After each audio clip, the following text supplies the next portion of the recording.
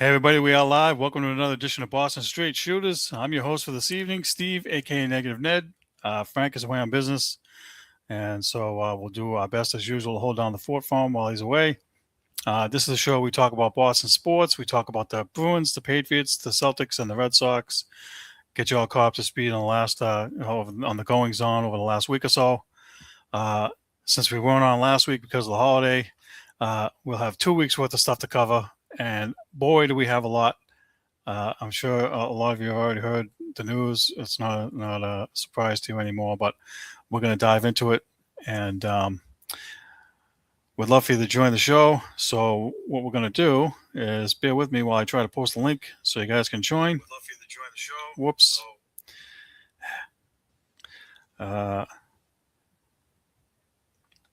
We're going to do what we've been doing. We're going to start with the Bruins. They made a number of moves over the last couple of weeks. They made 2 trades. They had their draft. Actually, they made 3 trades. I apologize. They made 3 trades. And I'll be honest, Negative Ned being Negative Ned, I'm pretty happy about the moves. Some people are not as excited as I am about it. But we'll see.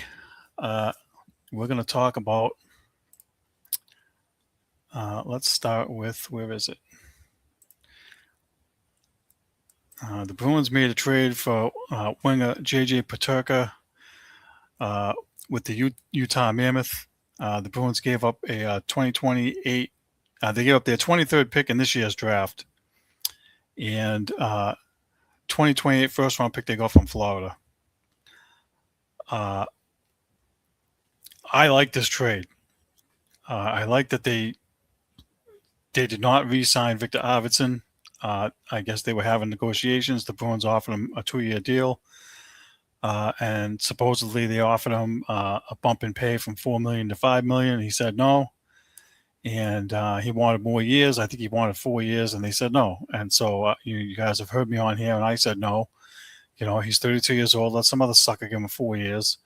And as it turns out, he settled for a 2-year deal for $5 million a year to go to the Detroit Red Wings. So deal sucker. That's all I got to say about that.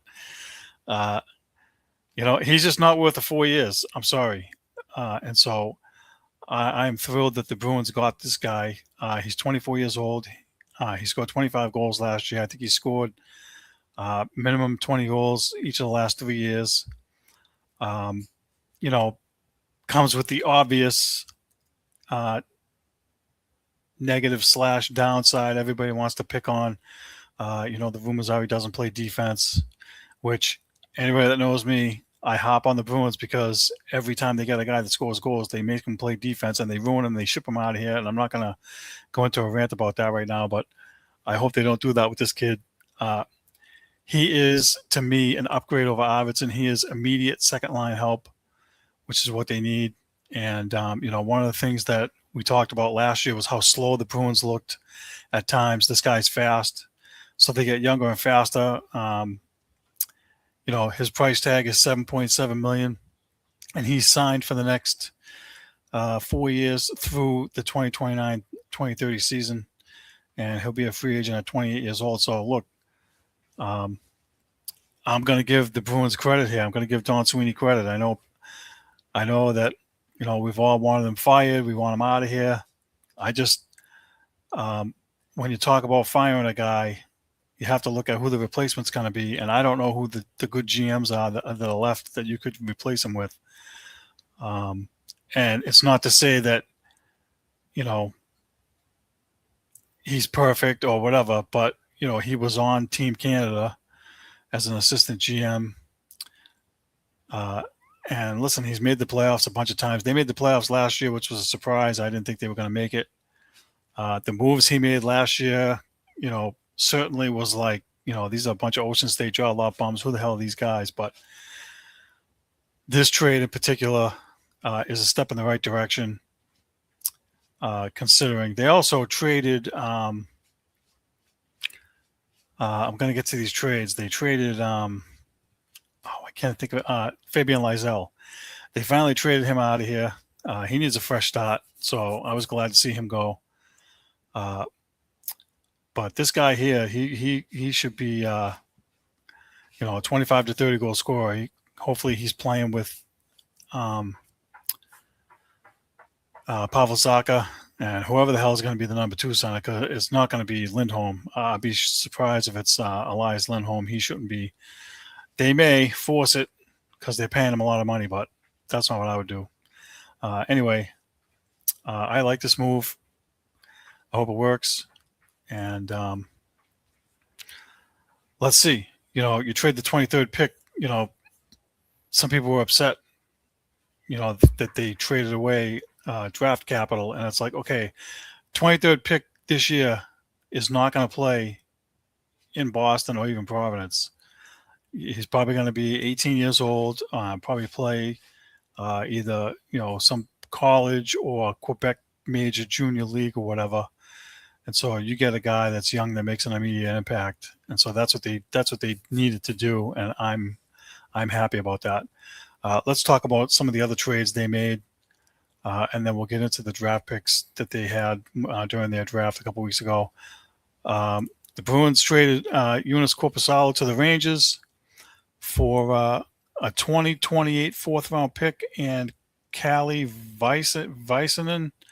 I think he's a forward. I think he's just a throw-in. He'll be in Providence.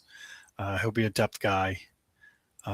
He's not scoring goals. I think he scored 2 goals or 4. I forget what his numbers are exactly. But he's a bit player. He's not doing anything. The reason that I'm excited that they traded Korpisalo, and you heard me on here a number of times already say that they either need to trade him or read his salary, is because Michael DiPietro is killing it in Providence.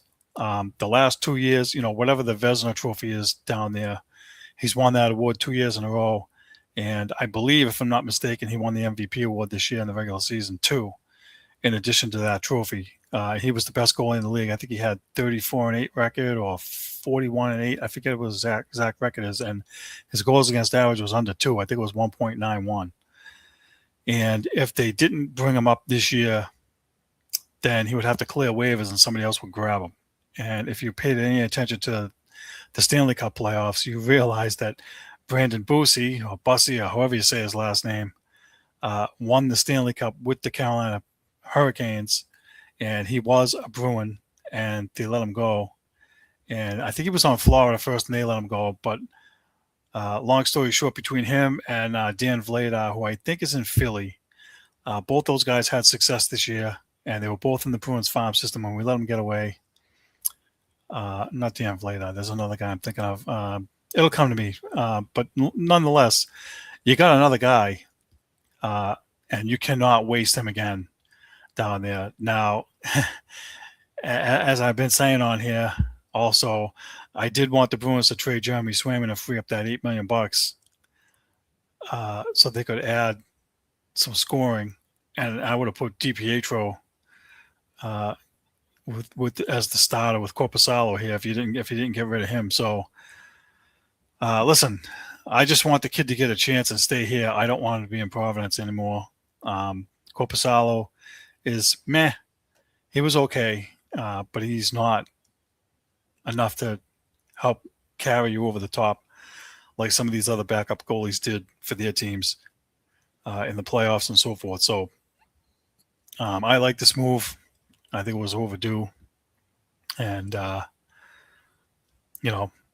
they also made another trade. They made a trade with the Rangers again, also for Will Borgen. They gave up a 2027 second-round pick and a conditional 2028 third-round pick. He is probably more like stay-at-home defenseman. Plays the right side, so he'll be in the top 4, I think. It's not the top of the line, $6-7 million guy I wanted to see them get. So he kind of fits like the Brandon Carlo role. I'm hoping he's more physical than Brandon Carlo because that's what they need. So I think he makes right around what Carlo was making. He's making $4.1 million. I forget how many years he's got left. But I think that's a good move. They definitely need some upgrades on the back end, and giving up second round picks and third round picks, I'm not worried about that. Second round picks, sometimes they pan out, but for the most part, most of those guys, if you look at the way the Bruins draft, have been drafting under Don Sweeney, they're better off just trading those picks away and getting some physical, guys. They also signed Connor Clifton. I think it's a 2-year deal, and I think it's $2.25 million a year. He's the Andrew Peak replacement. I like that move as well. He's 31 years old. He's been in the league long enough now. Former Bruin. They bring him back. He's a physical guy. I read somewhere that over the last 3 seasons, he's been one of the top guys in leading for hits for the season. So, I'm happy to see him back. I still think that they probably need to make another move to get a better defenseman somehow. And I hate to say this because I really don't want to trade him, but I have a feeling that Mason Lohrei would be part of that package to get another guy. And we're talking about bona fide legit guy. And I'm not talking about, some sixth pairing, third pairing, number 6 scrub guy. You can't trade away Lohrei, that kind of talent and get that back. So we'll see. I don't know. I mean, he signed for this year, $3.2 million. He did have a better year last year. The offensive upside, you can see it. He needs to do a little bit more work in his own end. If he can get that somehow reined in, I mean, he was a minus 44 2 years ago. Last year, I think it was a plus 14 or something. So he was a plus in the plus minus department, which is a good sign. But would like to see another upgrade there if it's possible for them to get it. So we'll see. I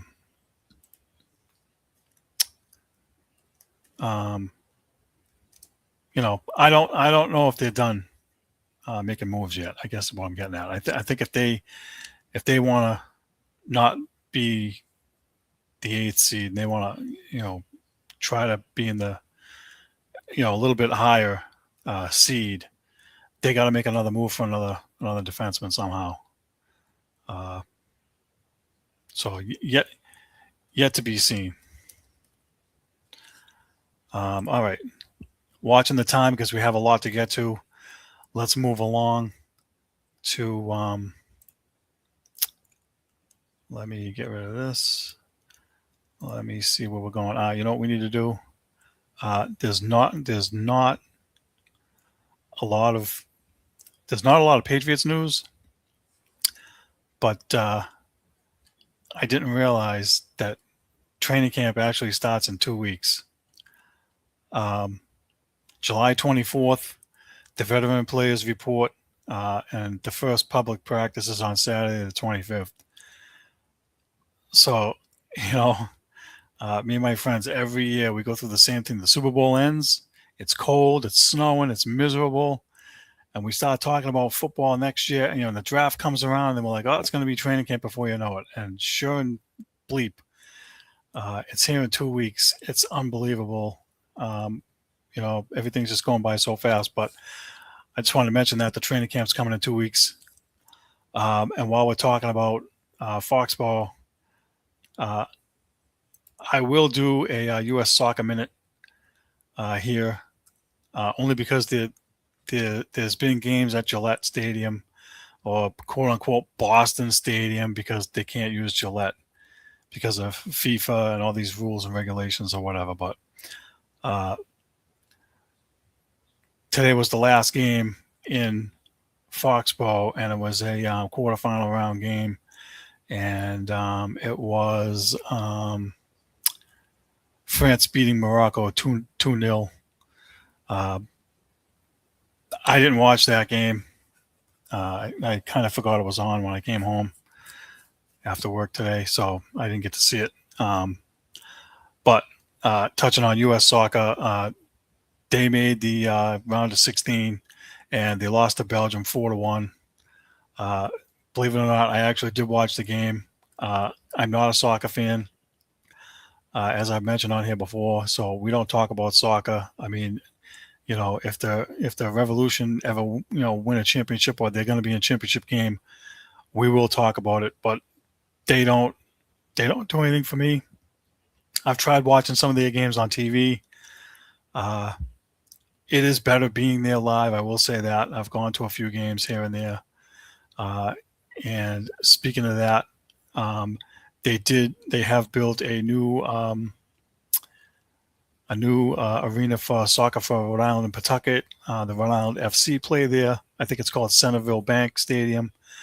I am interested to go there and watch a game just so I can see, uh, what they did. It's in my own backyard. I'm kind of a dummy if I don't, even if I don't like soccer. So stay tuned for that. I'm going to check out their schedule and see what I can do about getting down there. And maybe we'll have a report later on this year. But going back to U.S. soccer, sorry, I got sidetracked there. Going back to U.S. soccer, I did watch the game. They fell behind early. They tied it up. They got momentum. The game was in Seattle. The crowd was going nuts. I'm like, okay, this might be something. Then, like, not even, I don't know, a few minutes later, they gave up a goal and they fell behind 2-1. And the way they gave up that goal, I was just like, okay, I didn't think they were going to win after that. The other team had the momentum. Belgium, they had the momentum, and it really felt like I was watching a friggin' Bruins game. They're behind, they tie it up, and all of a sudden the other team just goes down and scores, and Bruins lose. It just felt like that. And one of my pet peeves, and I know a lot of people have this pet peeve, but this really sticks in my craw, is the flopping. Okay. I understand that they do it sometimes probably to get breaks or get a call or whatever. But guy on the U.S. Was chasing the guy from Belgium, and he was behind the guy, and he went to go kick at the ball, caught the back of the guy's foot, and flopped onto the ground, and he's rolling around, and he's doing this, sprawling out, and they had to get the trainer with the water come out and blah, blah, and the ref goes over, and he's rolling around on the ground for a couple of minutes. And, initially when you look at it, it didn't look like that. But when they slow it down and watch the replay, I'm like, dude, you kicked the back of the guy's foot. You're trying to get a call. Nothing happened. And then after he's all done, he gets back up and he's back running around. I'm like, they got to do something about that. In hockey now, they have an embellishment penalty where if you take a dive or what looks like a dive, like a guy's hooking you or whatever, or it looks like a hook, and you take a dive, they'll call you for a 2-minute embellishment penalty. I think when they do that, while the guy's rolling around on the ground, they should go back and watch the replay and see that the guy kicked the guy in the back of the foot and give him a yellow card. And they should do that for every time the guys are rolling around on the ground and it's no infraction. Nothing really happened. The guy hurt himself. Or, the guy breathed on him like in basketball when LeBron flops everywhere. I mean, they got to clean it up because it's a turnoff. It's wicked frustrating to watch. Now, also mentioning that one of the U.S. players in the previous game stepped on the guy's shin/ankle area and really stepped on his foot. It wasn't intentional, but he got a red card after they reviewed it. And when you get a red card, that means you're suspended for the next game also, which I think is complete horse bleep. That's wrong. You give the guy a red card, he's out for the rest of that game. That's it. It shouldn't be the following game too, especially in the World Cup, because everybody wants to see the best players play. This is the U.S. soccer's best player. This is baloney. Anyway, long story short, the call was overturned. They took this suspension away and they allowed him to play against Belgium. Now, a couple things about that, and I know I'm spending a long time here, but I just want to get this off because this will probably be it until maybe the finale of the World Cup. We'll see. supposedly President Trump called FIFA president to talk to him to try to get the suspension overturned, and he took credit for it. But I don't think he was the reason that it got overturned. I think that they were already going to overturn it, because you have to realize that as the games get closer, this is the World Cup. This is not like, just some friendly match between two teams that doesn't count for anything. When you're trying to get ratings, everybody wants to see the best players on both teams. So if you want ratings, you can't have that guy sitting out. That's the real reason I think that they did that. Listen, we talk about this now a lot, where you got sports betting. It's DraftKings, it's BetMGM, it's this bet site, prop bets, blah, blah. There's ratings involved. They're getting ginormous ratings, like 34 million people are watching these games, and you want your best guys in there. So they did the right thing, in my opinion. Forget the Trump part of it. I don't count that. I think that they just realized that, look, if we want people to watch, this guy needs to be in the game, and I'm glad they did it. They did the right thing. So, the rest of the match, I just think that the U.S. was overmatched. They didn't get a lot of scoring chances. The other team was way better. And look, they used it as motivation. They were pissed off that the call got overturned. And they actually, at the end, when they were celebrating, they were doing the Trump dance in the on the field there or whatever. And then they put a post on Instagram or wherever, social media, and they said, overturn this, which I thought was funny. That's the ultimate F you. Like, hey, you guys tried to pull a fast one on us, and we got you. And that's I'm not upset by that at all. I think that was good. Let's move along. So U.S. Soccer's out. They're all done. They won't be back for another 4 years. So that's the end of that. I need to go back. Well, I'm not going to go back. I forgot to mention the Bruins draft picks. I will just quickly say that with their second pick, they picked a goalie from Russia who's 17 years old, which surprised me. I thought a defenseman would be their first pick, just because they've been picking forwards and they need depth on defense. But I already posted the picks on our page. And really, when you're talking about these draft picks, I mean, I don't think there's really a lot there, so we're not going to go back and revisit. We're going to move along. We're going to move along to Celtics news. I'm going to start with. Hold on.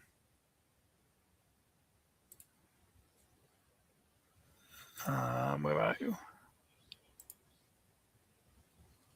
Oh no, I deleted it. Well, that was kind of dumb. All right. So, long story short, the news I wanted to start with was that the Celtics signed Mitchell Robinson as a free agent. He comes from the Nets, not the Nets. He comes from the Knicks after they just won the championship. He signed a 3-year, $47.38 million contract. It's guaranteed, and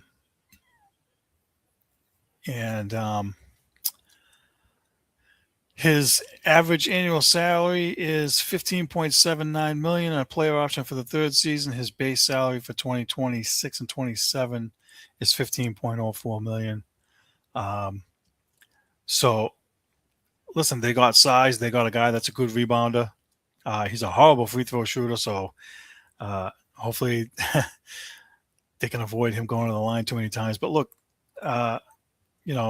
it's an upgrade there for sure over Vukovic, who I actually liked. A lot of people didn't like him.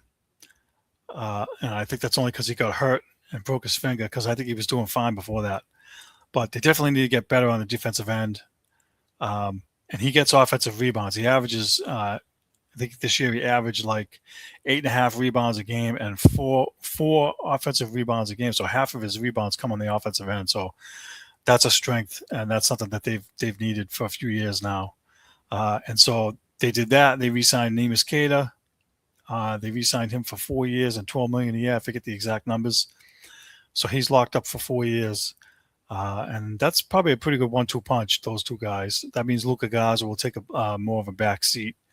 and also they get to develop the two young centers that they drafted in last year's draft and this year's draft. So I like the move. A lot of people don't like it because they didn't get Giannis or they didn't get a guy that can score, but they need defensive help. They need defensive rebounds. That's his strength. So that's a good move in my opinion. They also signed guard Mike Conley. I think he's 39. This will be his 20th year. They signed him to the 1-year minimum veteran contract, which is worth $3.87 million. He has a cap hit of $2.45 million. He's the 14th player in NBA history to reach his 20th season. He's just a depth guy and probably more of like a coach / mentor to the guards that are on the team now. I don't see him being a key contributor. At his age, that's just my 2 cents on it from the little I know. So, it's a good pickup for what it is. I'm not sure if they're done making moves. We'll see. But now we need to get to the big news. And the big news is Jaylen Brown being traded to the 76ers. Now, leading up to this, there was rumors about him being traded for Giannis. And there was supposedly a deal in place. To send Brown to Milwaukee for Giannis, but the Celtics backed out because the Celtics offered Giannis a 2-year deal at 35% of the cap, and he wanted 3 years and 35% of the cap, and they said no. And so Giannis pivoted and he went to Miami. He took the deal to go there. Now then, that means that Jaylen Brown, all kinds of rumors flying around after that deal fell through about where he was potentially going to go. There was a bunch of teams involved, and so ultimately, my 2 cents now is, and probably a lot of people too, they took the best deal they could get at the time. The actual trade is Jaylen Brown for Paul George, 2 unprotected first-round picks in 2028 and 2031, and 2 second-round picks in 2028 and 2030.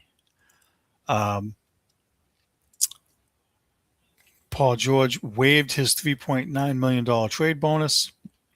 He'll earn $54 million for this year, and he holds a player option for $56.6 million next year.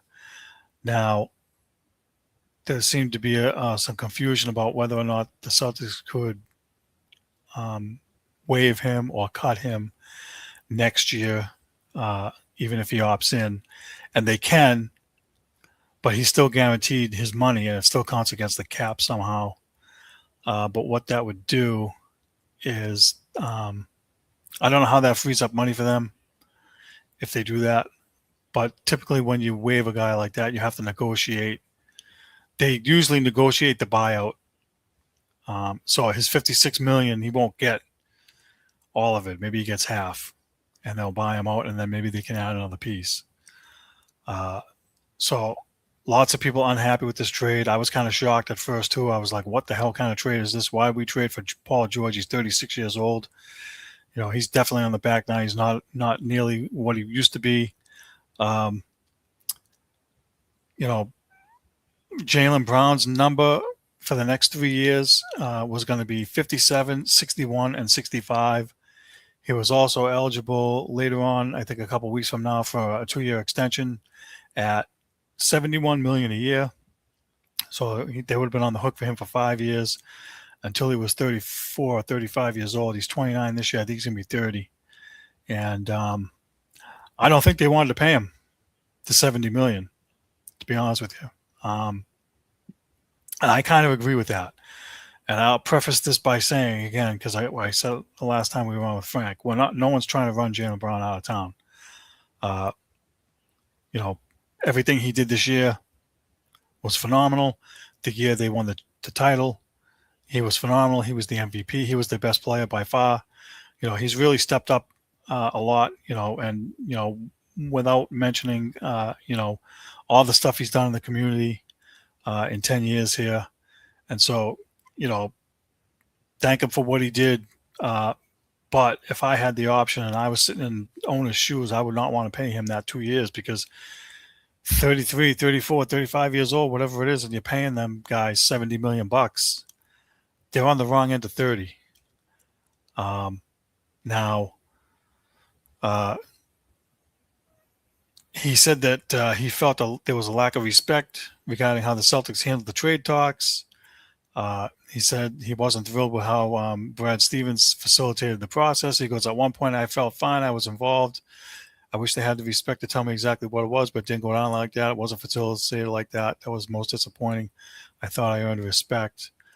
I think they were trying to be respectful, and they were initially involving him, but there's been some rumors or speculation or reports that say that the Celtics were working on deals to send him to places like Phoenix and New Orleans, and he didn't want to go there. Between him and his agents, they were telling those teams, or they were telling the Celtics, they didn't want to go there. So he kind of limited his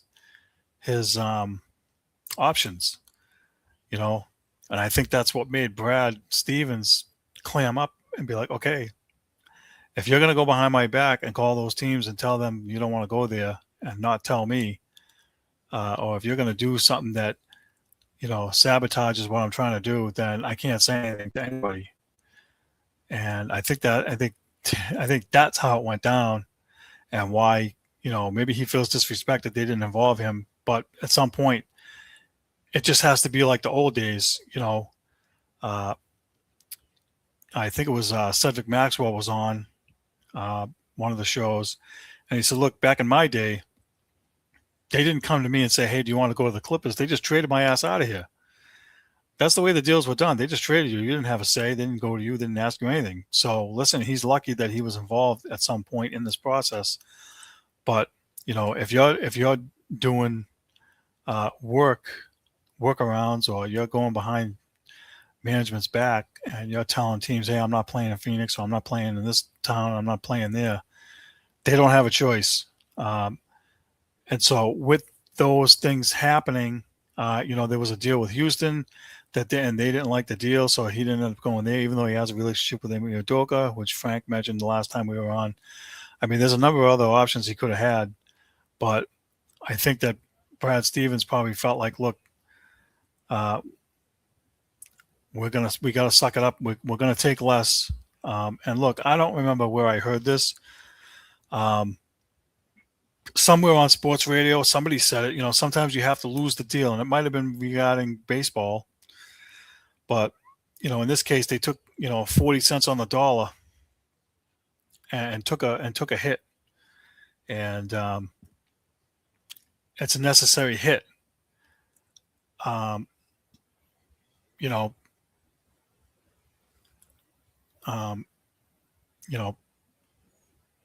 Brad Stevens, him and the owner there, Bill Chisholm, they had a press conference, and basically said, while he understands the uproar, he kept using the word optionality to explain what he believes the move will help the organization in the future. And when he said that, my immediate thought was Red Sox and payroll flexibility. And so now you're going to have another stupid buzzword, optionality. Call it whatever stupid buzzword you want. They're trying to cut payroll. It's not a surprise. And,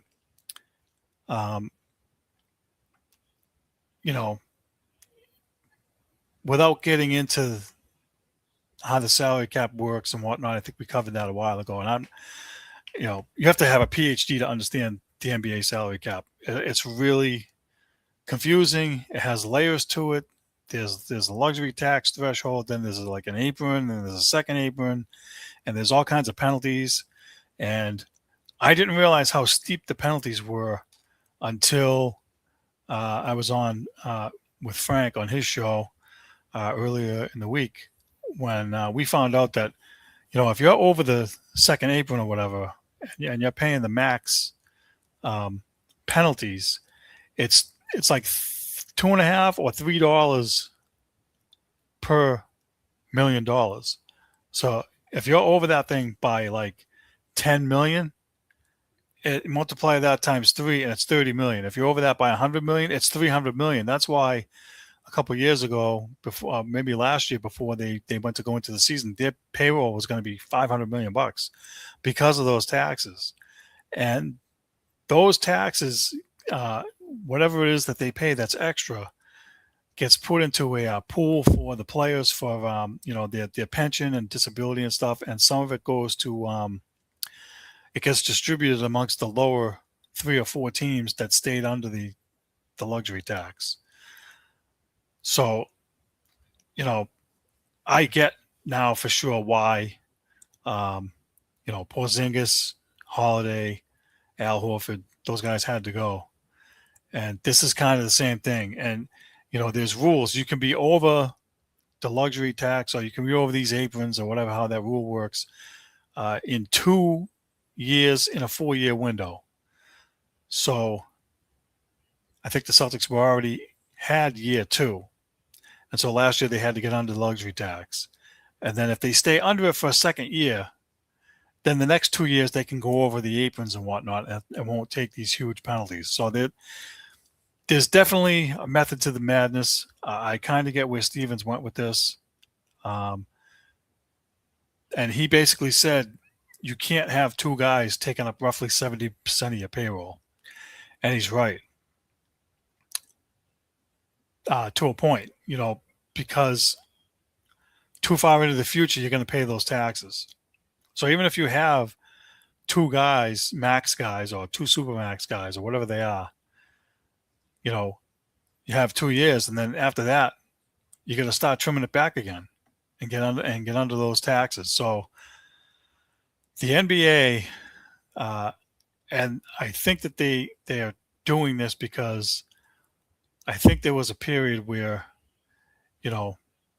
and you can still do it, but you can't keep it together as long, where, everybody was like, oh, I want to go play with LeBron. I want to play, this guy wants to play with LeBron. They make the super team. It's kind of like I'll use Pierce, Garnett, and Ray Allen, even though they weren't really the first one of those groups. I think LeBron had a couple in Miami with Dwayne Wade and I forget who else. But long story short, the players are like, oh, I want to go play here. Oh, I want to go play there. And you got to pay these guys 50, 60, 70 million bucks for 3 guys.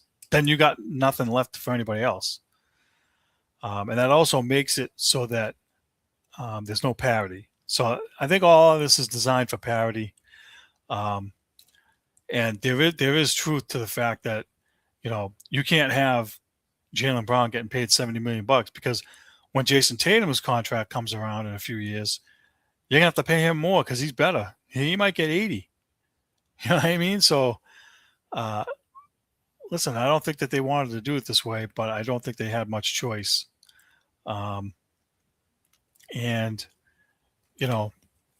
I heard Brian Scalabrine way before this trade, after they lost in the first round, where he said they're going to try and stay out of the luxury tax this year because it would be year 2. And then after that, they would do a quote-unquote slingshot for the next 2 years, right? Which means they're going to spend what they need to win championships and get over the hump. Now, whether they actually do it or not, that remains to be seen. I'm going to pull up a quote from Bill Chisholm, because he was asked if, the management is forcing Brad Stevens' hand to do this. And he said that the only mandate from ownership is to win. The moves have not been financially motivated. He was asked if they were financial. He said, no, absolutely not. I think we have the best front office in the NBA. They put in their work. They came to the conclusion this was the best way for us to win. That's the mandate. It's to win. And I just have to keep saying that there is no, we'll spend whatever it takes to do that. The mandate is to win. So listen, When I first heard him say that, I was like, dude, you're full of it. Uh, there's no way. I don't believe you. And, the proof is going to be in the pudding. And so one of the things that, you know, I don't think is discussed enough is the fact that he's not the only owner. He's part of an investment group, right? He might own more of it, like 51%. But there's other players that own, not players, there's other um, business owners that have shares in the team. And so he has to answer to those guys. And so when you have uh, a team like that and you have to answer to shareholders, it's not just you have to worry about, because those guys are investing their money too. And they want to see the return on their investment. And one of the other things that's not talked about enough is that Bill Chisholm wants to build a new arena down in the waterfront area, which was discussed when the Red Sox wanted to move over to Fenway Park over there. Not Fenway Park, but they wanted to move and build a new arena over in the waterfront area when Mayor Menino was still around. And they had a design for a 48,000 seat stadium and all this crap. And, the logistics and red tape just made it so it didn't work. So if you want to build a new arena, those suckers cost billions. It's like $1 to $4 billion to build one of those. Like, I think the SoFi Stadium up where the Rams play is like $3 billion to build that thing. That's crazy. So let's just say it's $1 billion, because I don't know what it's going to be. But you're talking about building an arena, and you need $1 billion. You can't have a $500 million payroll and not win a championship. You can't have be over these luxury tax aprons and have these, $250, $300, $500 million payrolls and still think you're going to build an arena. It's not going to work, especially when the player salaries are going up, because every time they go up based on the salary cap. So let's say the salary cap, I think right now is 154 million. I think that's the very lowest end. And I think the next level of that before you're over is 187 million. So let's just say you get to that, and then let's say 150 million is the lowest end. Well, if the salary cap goes up by, I'll just say 5%, because I don't know what it is, but let's say it goes up year after year and goes up. When the players renegotiate their new deal, right? Let's say Jason Tatum contract comes up in 2030. I'll say 4 years from now, right? And the salary cap is 200 million, and he's going to get 35% of 200 million. He's not going to get 35% of 150 million anymore. He's going to get whatever that number is. I mean, quick math, a third of 210 million is 70 million. If he's getting 35% of that, he's getting 75, 76. So he's going to get 76 whatever million, and it's going to go up each year that the salary cap goes up. They budget, they arrange for that. That's why Jaylen Brown's number is 57, 61, and 65 over the next 3 years. So you're not going to be able to pay these guys 75, 70, 80 million and build a new arena. So I don't care what Bill Chisholm says. I have to see it before I can believe it. And so we have time now in the next couple of years after this year, to see what they're going to do. Also, real quick before we move on, a lot of scuttlebutt about, whether or not Jason Tatum and Jaylen Brown got along with each other or whatever. I don't know that there's tension between those guys. They both have tried to say the right things. So I'm not going to do like Sports Radio and speculate that Tatum wanted him out of here. I don't think that that's fair.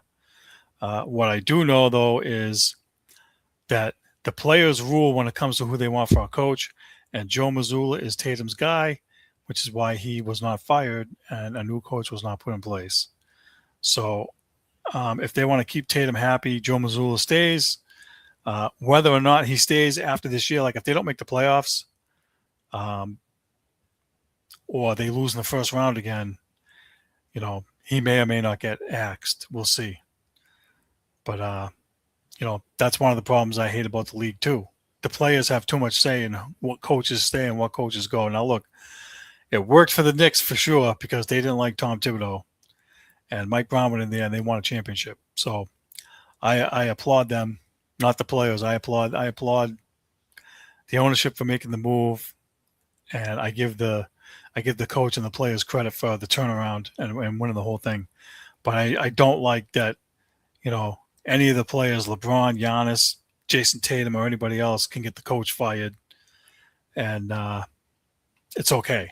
That's not how it's supposed to work, in my opinion. All right.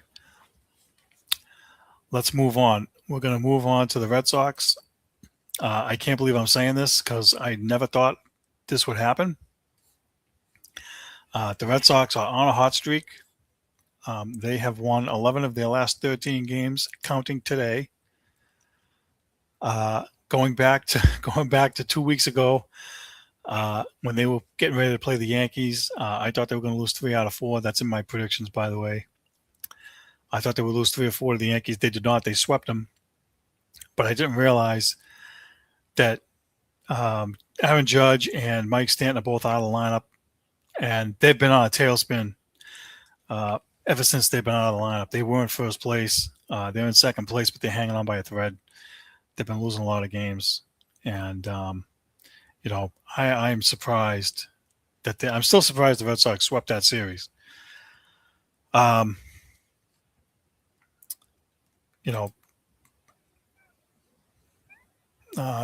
I'll just move along through the series, and then we'll get to the personal stuff after. The next series, they lost 2 of 3 of the Nationals. They won the first game 6-3. Then they got pounded 8-1, and they got pounded even worse than the last game, 10-2. In the 8-1 game, there was a brawl that was started by Nationals pitcher Cade Cavalli, who was actually heard somehow. He was heard somehow yelling at Wilson Contreras, "Sit down, boy," after striking him out.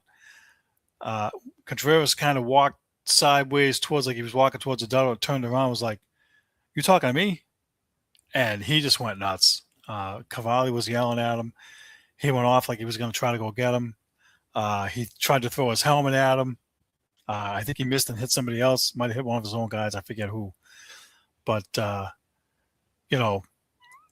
I get that there's emotions. There's a lot more emotions lately with the pitchers walking off the mound, with the pumps and the yelling stuff, and there's gamesmanship. I get that, but that's not something you say. And they tried to use the PC, can't say that in this time and age, blah, blah, because, of Wilson Contreras' ethnicity. I agree. Those kind of things shouldn't be a factor anywhere. We have to get past that somehow. I'm not going to get into a thing about it, but it was wrong what he said. And initially, what pissed me off too and pissed everybody off is Contreras got thrown out of the game, but the pitcher stayed in. He was allowed to stay in the game. The umps, they screwed that up totally. He incited that. He should have been tossed. That was the first thing because, it's always the retaliation. This happens a lot in hockey. I know, of course, in sports, but, a guy slashes a guy on the arm. Ref doesn't see it. Guy turns around, whacks him back, gets caught, gets called for the penalty. The first guy gets nothing. It's like your little brother doing crap to you, and then you get caught, and your parents punish you, and he gets nothing. That's kind of what this is like. He should have been thrown out of the game. And ultimately, both guys were suspended 7 games each. And so I'm happy to see he was suspended. And just today, Wilson Contreras' suspension was reduced. It was reduced to 5 games. And he was nominated to he was added on to the All-Star game roster. Somebody got hurt, I forget who, but he's also supposed to be in the home run derby, and so even though he's suspended for 5 games, he will be allowed to participate in the All-Star game and the home run derby. So I'm happy to see that the suspension doesn't affect that, which means, I usually don't watch the home run derby. It's so stupid. But if he's in it, I'll end up watching. It's because I want to see how he's doing. I mean, he's been the Red Sox best hitter, in terms of home runs, RBIs. He's been a real glue guy. And I want to mention part of the reason he flipped out too is I want to say the game before maybe he hit a home run and got really emotional in the dugout. He was welling up because Venezuela had a horrific earthquake, killed a lot of people, and that was on his mind. And so his emotions, he's all wound up, and I think definitely for the home run, you got to give him a mulligan. I mean, and totally understand that. And I understand him going after Cavalli for what he said. I think most guys would. I can't see Big Papi or Manny just sitting there and taking it. So, listen, I'm glad they got him. He's been good. He's been a glue guy. He's a guy I would not trade at the deadline. That's silly. And he fouled the ball off his foot yesterday, so he's got a contusion on his foot. I don't know if he's going to play or not now. He's not on the injury report, so I don't know. Remains to be seen what's going to happen there. But following that series, they swept the Angels, who are terrible. They're worse than the Red Sox. I think they're definitely in last place, I think, in their division. And the White Sox, they swept. They won today 2-1. They completed the sweep. So that leads to the 11 out of 13. I didn't see it coming.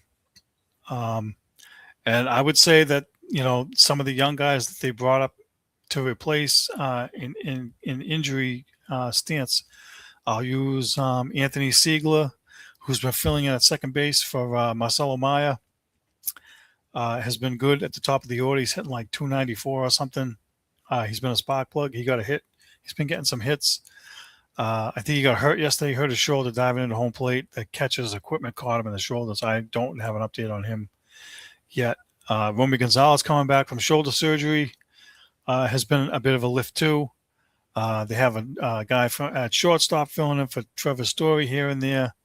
I'm going to try not to butcher the guy's name. Sung Che Cheng. He's been filling in pretty good at shortstop. And I'll give Caleb Durbin some love here because he's definitely turned it around after going to that place on the North Shore to get his swing straightened out. He hit a home run today, 2-run homer. That was the difference in the game. I want to say yesterday he knocked in a run. So he's been really good. And the starting pitching has been phenomenal. Connolly early against the Yankees, 6 innings pitched, 2 runs, 1 walk, 9 strikeouts. In the next game, he was pitching against Washington. He pitched 4 innings, no runs, 5 Ks. He had to leave after 61 pitches due to a posterior elbow inflammation. Anytime I hear elbow inflammation in a guy, it's not good. I always think Tommy John. I hope that's not the case. Hopefully he can rest. But losing him is a big loss. He's been good this year.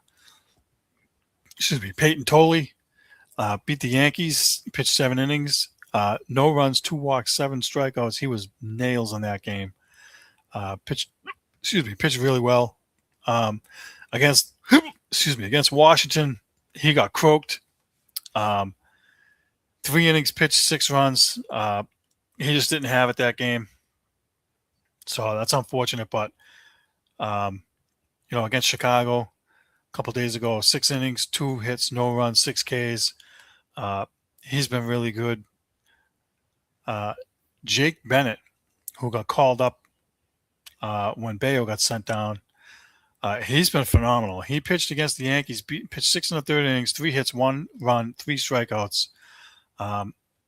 Was huge in that game. Against the Angels, 7 2/3, 2 runs, no walks, 6 Ks, another strong outing. And against Chicago, 7 innings, 4 hits, no runs, 4 Ks. In his last 4 starts, he's pitched 27 innings, 3 earned runs, 3 walks, 22 strikeouts, which is a 1.00 ERA, and he's got 3 wins and a no decision in those games. He's been amazing. His ERA went from like 4.8 down to like 3.1. He's been really good since coming back. Ranger Suarez beat. He didn't beat. I don't remember if he. I think he did beat Washington. He pitched 6 innings, gave up 3 runs. He had 8 Ks. But the last game against the Angels, he pitched. He had to leave due to a leg injury, so he's on the injured list now. The Red Sox, if you was going to bring back MASH from back in the day from the 70s, they could use them right now. They got a ton of guys injured. And he just went on the 15-day DL. Sonny Gray against the Yankees, nails, 7 1/3 innings, 1 hit, no runs, 1 walk, 9 strikeouts. He was dominant in that game. Against the Angels, 6 innings, pitched, 1 run, 2 walks, 7 Ks. Here's a guy that has a 10-1 record and a 2.61 ERA, and he's not on the All-Star team. You want to talk about highway robbery? I have no idea how Suarez made the All-Star team, and he didn't. There's a problem with that. Patrick Sandoval today pitched 4 1/3 innings, 1 run, 1 walk, 5 strikeouts. He pitched 65 pitches. He was probably on a pitch count. It's his first start in 2 years. The Red Sox signed him last year to a 2-year deal, $18 million, and he's just now recovering from Tommy John or whatever the hell surgery he had. So decent outing for him. The bullpen's been great. They haven't been blowing the games like they were previously. I want to mention real quick that Aroldis Chapman broke the record for strikeouts by reliever, beating out Hall of Famer Hoyt Wilhelm. We have to go back to, I forget whatever he pitched in. I don't know if that's late, like 1800s, early 1900s, or if that's 1930s. I got to look. But that record's been around forever. So he holds the record now. He broke the record with 1,364. He's got more now. And one last piece of news on the Red Sox. The Red Sox sent Roman Anthony to the spring training facility in Florida. Manager Chad Tracy said that due to all the injuries, the clubhouse was getting kind of crowded. But reports are, and again, it's the media, so I don't know where the reports come from, but the reports are that, he was partying too much and not taking his rehab seriously. And him and Marcelo Mayer are kind of in the same boat with that. These young guys, they got the money, and then now they're not putting in the work. So I think that they just sent him down there to get him away from everything around here. Go down there, get yourself screwed on right, and come back here and do something. So that's it for that. We're going to move on now to the poll questions. We had a bunch this past week, 2 weeks, I should say. How do you feel about the Bruins trading the number 23 pick and the Florida Panthers 2028 first rounder to Utah for J.J. Peterka and his $7 million salary? We had I like it 67%, I hate it 0%, and Matt, it's okay 33%. So majority like the trade. Would you rather the Bruins re-sign Victor Arvidsson or make the trade for J.J. Peterka? Re-sign Arvidsson 0, trade for Peterka 100, neither 0. So everybody was in favor of that. That's a good sign. How do you feel about the Jaylen Brown trade to the 76ers? I'm okay with it, 17%. I hate it, 83%. They did the best they could, 0. Nobody liked the trade. I didn't like it either. I still don't like the trade. I understand it better now, but I don't like it. How do you feel about the Red Sox? Wilson Contreras getting a 7-game suspension for the brawl against the Nationals. He deserved it. He needs to cool off 40%. He got screwed. The pitcher started at 60%, and doesn't matter since he'll likely appeal 0. I was in the 60%. He definitely got screwed. And I'm not too happy that 40% of you guys thought that he deserved it. That's if you watch that like I did, there's no way in hell he deserved that. So that's my 2 cents on it. All right. Let's move on to the weekly predictions. We have